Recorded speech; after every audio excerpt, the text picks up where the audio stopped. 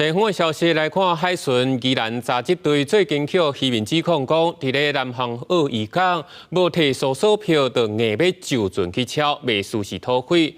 不过宜兰查缉队是表示，是因为怀疑渔船有违法行为，要就船检查，是拢有经过船长的同意，已经透过渔会来沟通，化解误会。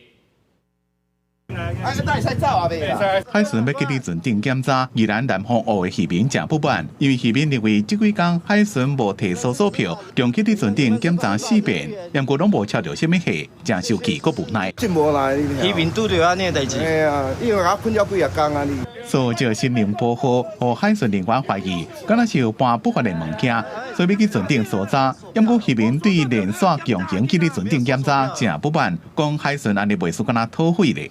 这就安尼讲强行就在船内讲检查，就讲你像土匪啊。啥问题？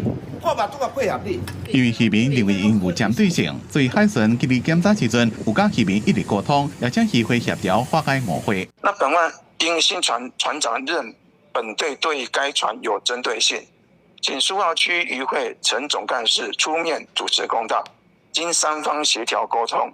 气氛上升融洽。对渔民的不满，海巡讲，新宁坡渔船入港了，敢若是有不法的动态，因为时间真赶，经过船长同意，依法去咧船顶检查，并无查到不法。后昼也补送搜查报告后地检署，甲渔民之间的误会已经化解。